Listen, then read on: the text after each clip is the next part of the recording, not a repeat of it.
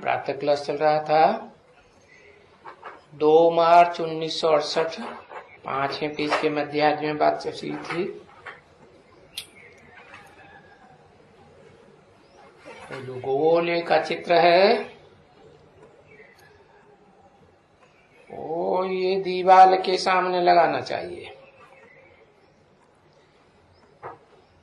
एकदम बड़ा ऑलराउंड बनाना चाहिए ताकि जो भी आदमी हो गए पीछे भी खड़े हो गए तो देख सकें, उनको उठाए करके कहीं भी ले भी जा सकें। तो उन देखने वालों को मालूम पड़ेगा कि सतयुग में तो और कोई देवताएं नहीं होते, वो धर्म पिताएं नहीं होते, और ये धर्म पिताएं जो हैं मानवीय तो सब पीछे आते हैं। और जो स्वर्ग कहा जाता है इनको कहा जाता है।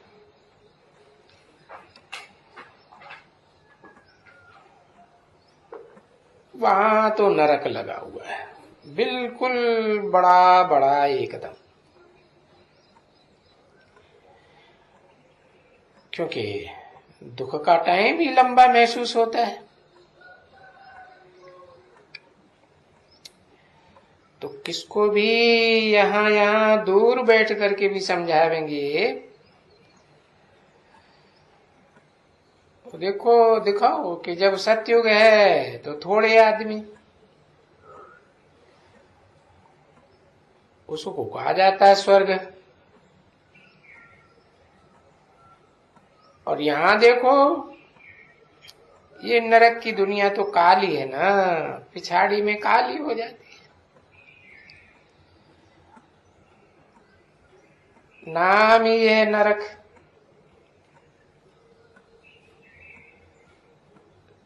तो अब जज करो, अभी नरकवासी हो या स्वर्गवासी हो, बताओ। ज्ञान तुम दूर दूर में भी दे सकते हो,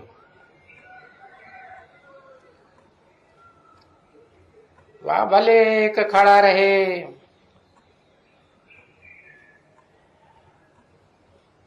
परंतु वो दूर खड़े भी इन चित्रों से समझ जाएगा।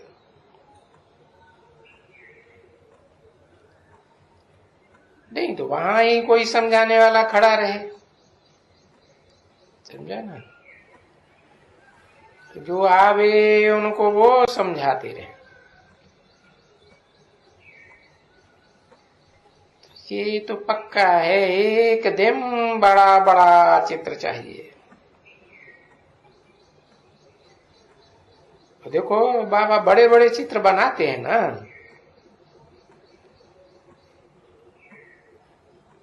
और वो पांडव भी जो यादगार बनाए गए चित्र वो कोई छोटे थे क्या?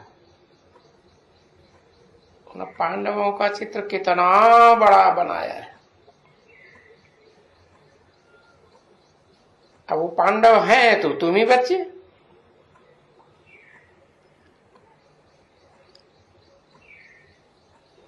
तो तुम पांडव हो, ये बच्ची पांडव है।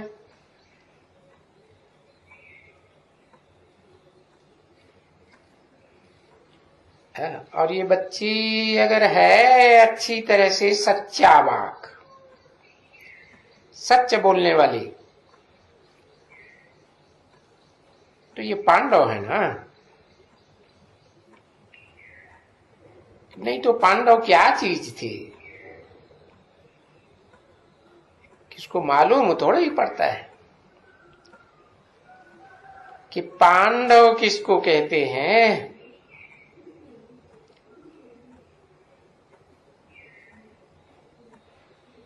अभी तो कोई नहीं कहते हैं कि कोई पांडव है। अब है तो पांडव और कौरव। लिखा हुआ है शास्त्र में, वो पांडव कौरव क्या करत भय, और दोनों ही हैं तो मनुष्य ही ना।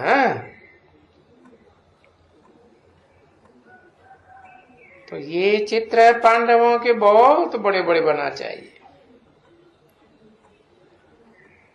जो मुख्य चित्र हैं उनमें भी ये जो कृष्ण का है उसमें फिर नीचे लिखा जाना है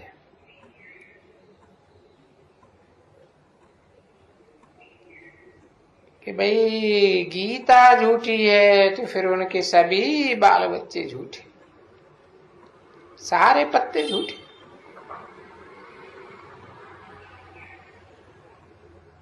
अरे गीता ही तो सर्वशास्त्र शिरोमणि है ना।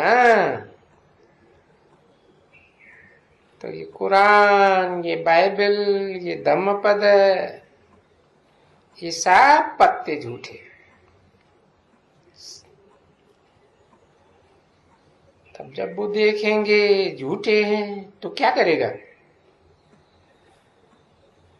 अब बंदर तो है तो सो तो तुम बंदर से डरते हो? नहीं, बंदरों से कोई डरा थोड़ी जाता है। बंदर देखते हो तो तुम डरते हो। तो मनुष्य भी उस समय क्या करेगा?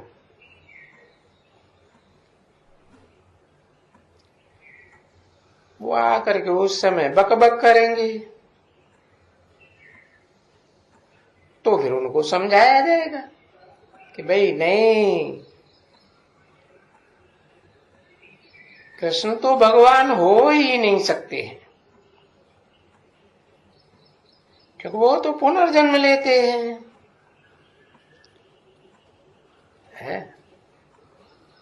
और भगवान तो जो गीता में भी लिखा है, ध्रुवम जन्म मृतस्य च, जिसका गर्भ से जन्म होता है उसकी मृत्यु भी होती है।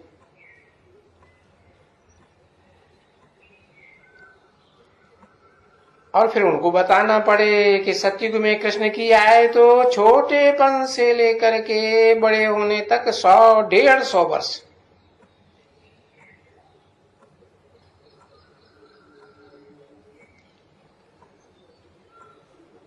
अभी शिव बाबा कोई 150 वर्ष नहीं रहते।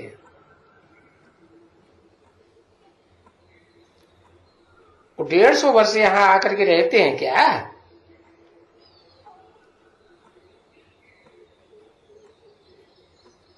तो ये हुआ संगम। इस संगम पर आते हैं। बस उस संगम में भी कोई 50-60 वर्ष पढ़ाते हैं। कब से कब तक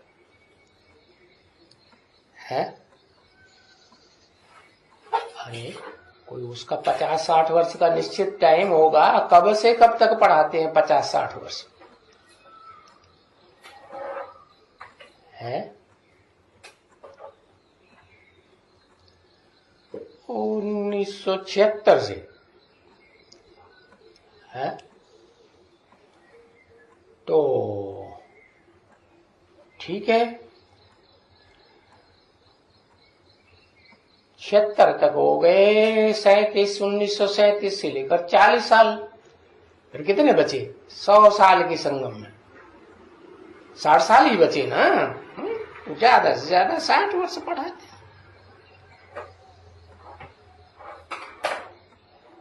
तो फिर जो वो जो 150 वर्ष वाला, वो कृष्ण फिर क्या पढ़ाएगा? है? बाकी तो आयु बड़ी हो जाती है सतयुग में, क्योंकि वो ही है ही सतयुग का। तो मनुष्य की बुद्धि ऐसी होती है जो कितना भी अच्छी तरह से समझाते फिर भी देखो, तुम्हारा तो पार्ट है कि समझाते समझाते ही तुम बादशाही अपनी स्थापन कर लेते हो। बाकी तो जो बंदर बुद्धि होगा वो थोड़ा थोड़ा समझ लेते हैं, जरा सा। स्कूल में जैसे बच्चे पढ़ते हैं ना, कोई नहीं पढ़ सकते हैं तो छोड़ देते हैं। अब छोड़ ही देते हैं तो पढ़ा तो कुछ न कुछ सही ना। तो तुम्हारे पास तो ऐसे बहुत ढेर हैं जिन्होंने कुछ पढ़ा है और फिर छोड़ दिया है, बेकार में जाके गिरे। तो क्या वो जिन्होंने छोड़ दिया है वो स्वर्ग में नहीं आएंगे? हाँ, बाप कहते हैं ना कि मैं जो इतना बड़ा स्वर्ग का मालिक, विश्व का मालिक बनाता हूं, तो वो मेरे मुख से कोई ने 2 अक्षर भी सुना है। इस मुकर्रर तन में, मुकर्रर अर्थ में मैं प्रवेश करता हूं, तो 2 अक्षर भी सुना तो वो फालतू तो नहीं जा सकता है। हाँ, बीच में पढ़ते पढ़ते चले जाते हैं तो पद नीचा हो जाएगा। बाकी स्वर्ग में तो आ सकते हैं ना, क्योंकि उन्होंने भी सुना तो सही ना। क्योंकि तुम तो जानते हो कि बहुत सुनेंगे और आगे चल करके ढेर सुनेंगे।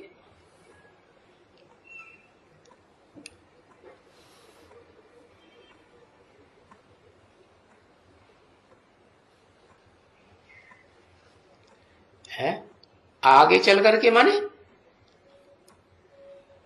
ये तो 68 की वाणी है ना। आगे चल के माने कब? अरे 68 में तो कहेंगे कि बहुत लंबा टाइम पड़ा हुआ था, तो आगे चल करके ढेर सुनेंगे। ऐसे मत समझो कि बाबा से नहीं सुनेंगे। कौन से बाबा से सुनेंगे? है? जिन्हें बाबा कहा वो तो 2 आत्माएं ना,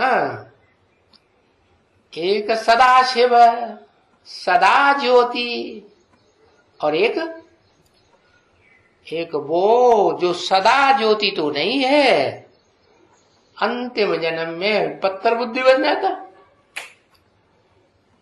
तो उस अंतिम जन्म में ही वो पत्थर बुद्धि से पारस बुद्धि बनता है या नहीं बनता है? तो उसको भी टाइटल तो मिलेगा ना बाबा का, तो वो भी शिव बाबा तो हुआ। इसलिए तो बताया कि सृष्टि पर सदा काल कायम कोई चीज है नहीं। सदा काल कायम सिर्फ एक ही शिव बाबा है।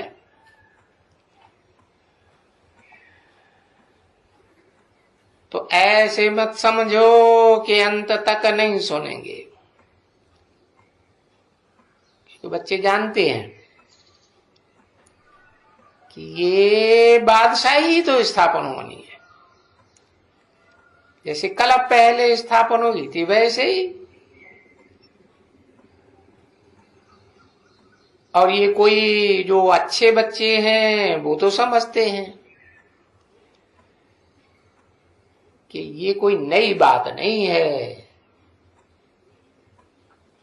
कल्प कल्प ये नई दुनिया स्थापन होती है, और हमने अनेक बार ये नई दुनिया घुमाई है। और अनेक बार हमने राज्य भी लिया है।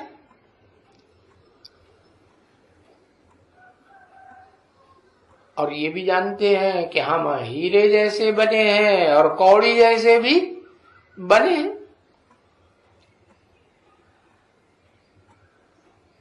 तो ये तो सभी समझ जाएगा। ये बात तुम किसको भी समझाओ,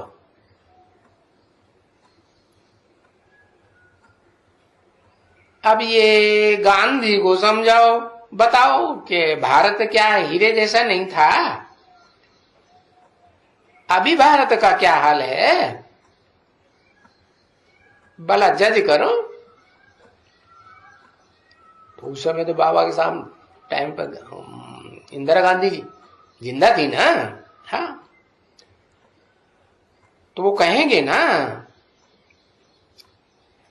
कि भाई वर्ल्ड की हिस्ट्री ज्योग्राफी रिपीट होती है। तो फिर वो नई दुनिया वाला स्वर्गीय भारत होगा ना, जो रामर का राज्य था, कृष्ण का राज्य था।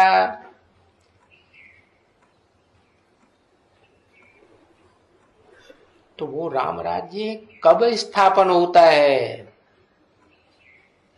ये उनके सामने प्रश्न पैदा करो। तो वो तो संगम युग पर आते हैं ना बाप पुरुषोत्तम बनाने के लिए। कौन सा बाप? जो सब बापों का बाप है? उसका कोई बाप नहीं। कहा जाता है supreme soul heavenly God father. और वो आते कब है? जब इस मनुष्य सृष्टि पर सब मनुष्य मात्र भ्रष्ट बुद्धि हो जाते हैं, तो उनको श्रेष्ठ बुद्धि बनाने के लिए श्रेष्ठ ते श्रेष्ठतम पुरुष पुरुषोत्तम बनाने के लिए आते हैं। तो उस युग का नाम क्या रखेंगे? पुरुषोत्तम संगम युग ही कहेंगे ना भाई। उस युग में ही है उत्तम ते उत्तम पुरुष बनते हैं। तो अभी देखो ये चित्र में देखो, ये लक्ष्मी नारायण के मंदिर में जाके देखो, ये उत्तम ते उत्तम पुरुष है ना।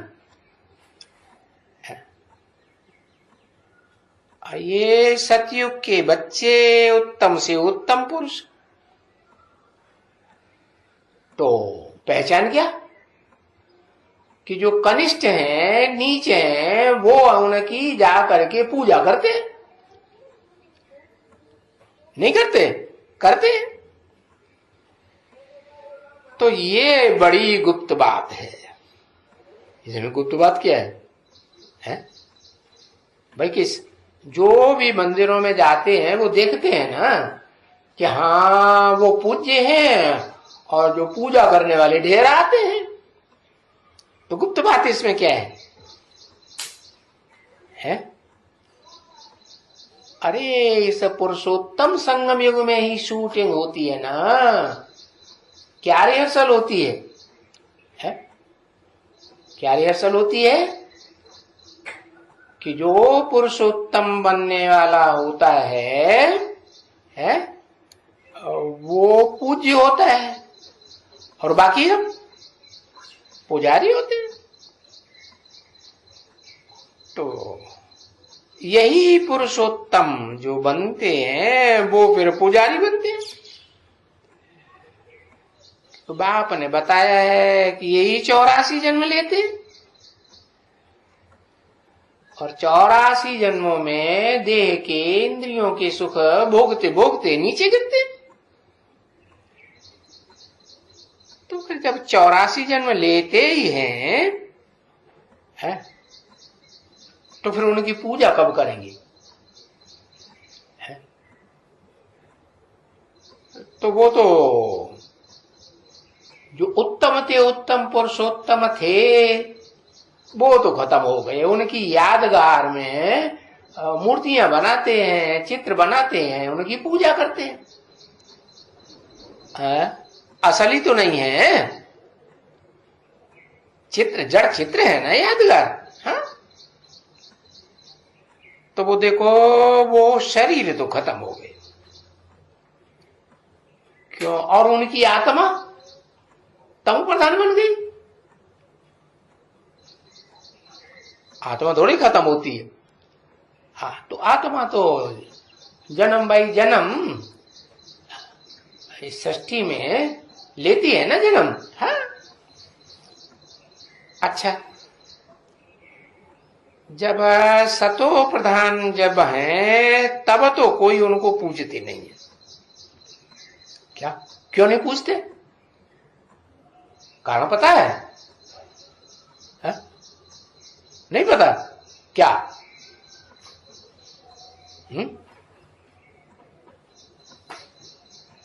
क्या श्रेष्ठ? अरे वहां पूजते क्यों नहीं है श्रेष्ठ को? हा?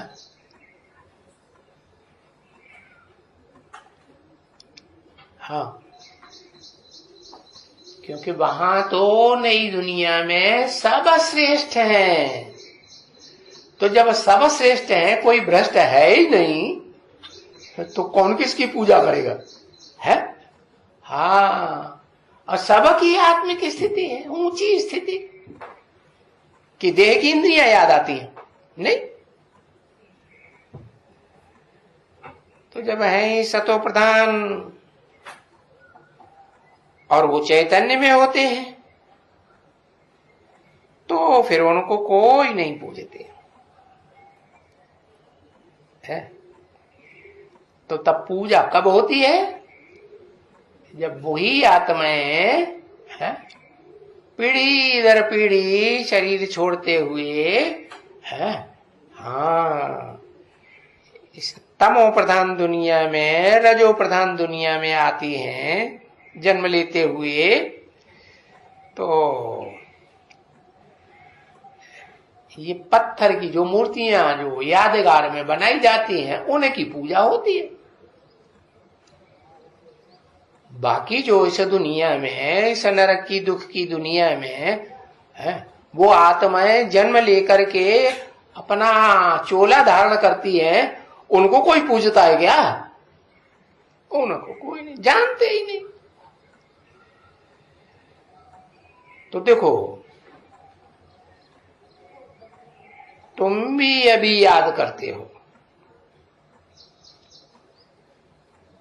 उन चैतन्य को, याद करते हो ना, जो श्रेष्ठ थे। हाँ? श्रेष्ठाचारी कहे जाते हैं ना देवता है। तो अभी तुम ऐसे श्रेष्ठाचारी बनने के लिए शिव बाबा को याद करते हो।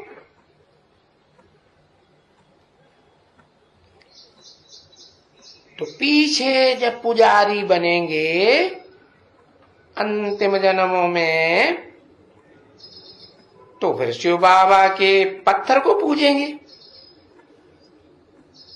है? क्यों? शिव बाबा का भी पत्थर बुद्धि बनता है क्या? है? शिव बाबा पत्थर बुद्धि बनता है? नहीं बनता। हाँ, तो शिव माने आत्मा, बाबा कहेंगे माना शरीर है। तो शिव तो सदा ही आत्मिक स्थिति में है ना, उसकी बात नहीं है।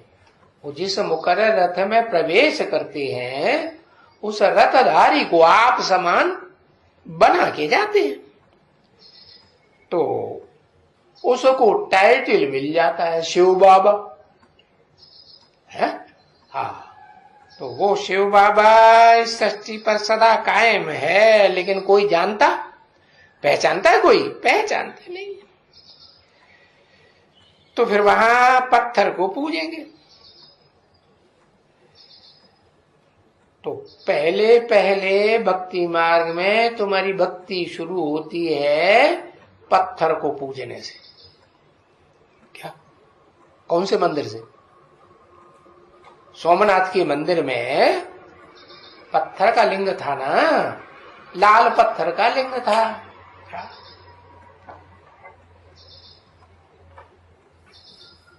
अभी ये तो जान गए कि अभी तो तुम बच्चे अच्छी तरह से जान गए कि वो शिव बाबा अभी पत्थर तो नहीं है ना, अभी पत्थर है या नहीं? क्यों? अभी वो पत्थर बुद्धि नहीं है, है?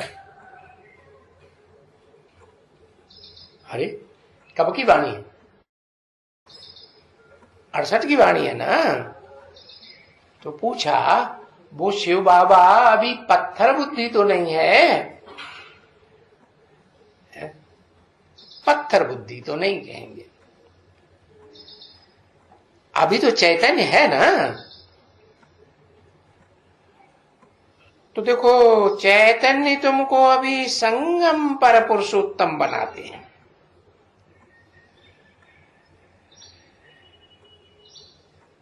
चैतन्य तो फिर वो शिव बाबा कभी आते ही नहीं है, जबकि वो नहीं आते हैं।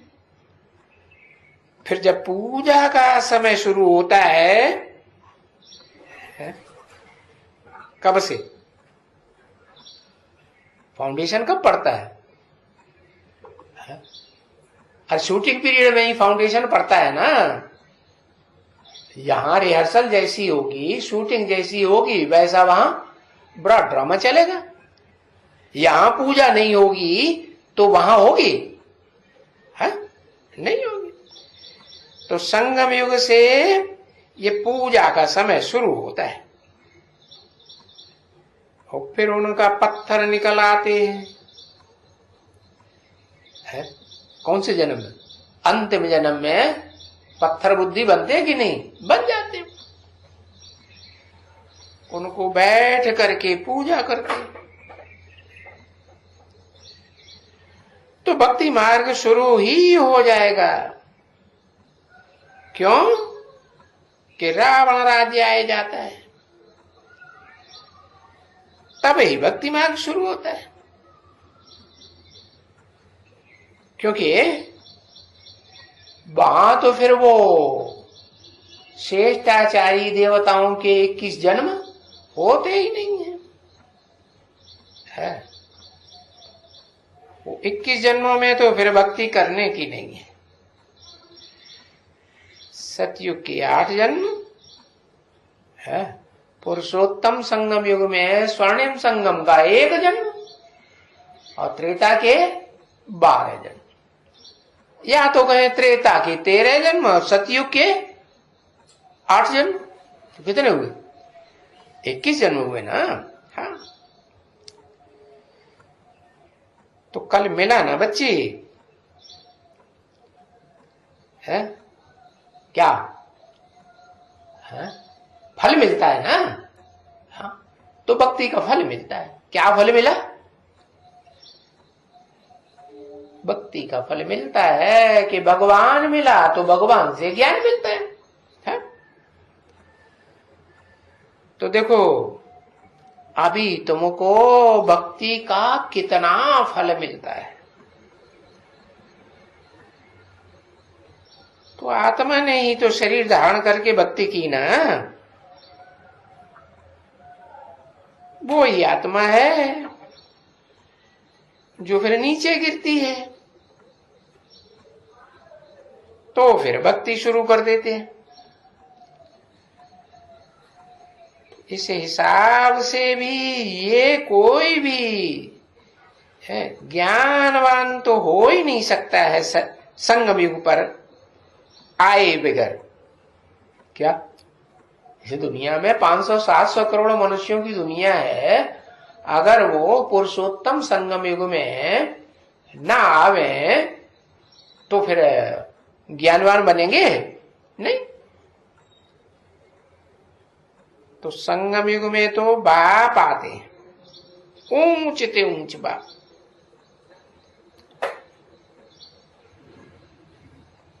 वहां तो आ करके देखो, अभी ये संगम युग है, और संगम युग में बापों का बाप, निराकार आत्माओं का बाप, निराकार बाप आया हुआ है? कैसे पता चले? निराकार को कैसे देखेंगे? देखेंगे आंखों से, कानों से सुनेंगे? तो बाप कहते हैं मैं ब्रह्मा की तन में आता हूं। ब्रह्मा तो देखने में आवेगा ना, है? कि वो भी निराकार है? नहीं। तो प्रजापिता ब्रह्मा, कुमार और कुमारियां, इनसे ही ये दिन होते हैं, है जिसे ज्ञान का दिन कहा जाता है। इनके ही द्वारा ज्ञान देते हैं, तब ही दिखलाते हैं। क्या? ब्रह्मा सो देखो, फिर विष्णु देवता बन जाते हैं, ब्रह्मा सो विष्णु बन जाते हैं। अभी ब्रह्मा को तो देवता नहीं कहेंगे, अभी कहेंगे। क्यों? ब्रह्मा को तो भक्ति मार्ग में भी दाढ़ी मूछ दिखाते हैं ना, तो दाढ़ी मूछ वाले विकारी होते हैं या निर्विकारी होते हैं? विकारी होते हैं, तो उनको देवता तो नहीं कहेंगे। देवताएं तो एकदम क्लीन शेव होते हैं। और ये ब्रह्मा तो सतयुग में तो नहीं होता है, तब सतयुग में नहीं होता है, फिर उनको देवता कैसे कह सकेंगे? तो कोई बतावे कि ये ब्रह्मा कहां से आया है? वो कहते हैं ब्राह्मण, उनसे पूछो ब्राह्मणों से, अब ब्रह्मा तुम्हारा कहां है? तो कहते हैं सूक्ष्म वतनवासी है। तो वो सूक्ष्म वतनवासी ब्रह्मा फिर कौन है? तभी इसलिए जो ये तमो प्रधान है, इनको फिर दिखाते हैं कि इन तमो प्रधान में जो सदा सत्य है शिव, वो आता है। तो उनको बोलते हैं शिव बाबा। और फिर वो बोलते हैं कि वो शिव बाबा ज्ञान का सागर है। क्यों? सूर्य नहीं है? सूर्य ऊपर होता है, जड़ सूर्य भी ऊपर होता है, और सागर, सागर नीचे धरती पे होता है। तो सागर है ऐसे क्यों कहा? क्योंकि वो ज्ञान सूर्य है। ये जो सागर है ना, उस सागर में प्रवेश करते हैं, और वो ब्रह्मा के तन द्वारा ये ज्ञान देते हैं। उनका नाम दूसरा कोई होता ही नहीं है कभी। बाकी मनुष्यों ने तो अनेक नाम रख दिए। तो जो नाम रख दिए अनेक, उनके चित्र तो बनाने होते हैं ना। तो ये चित्र बड़ी समझ से बनाया है।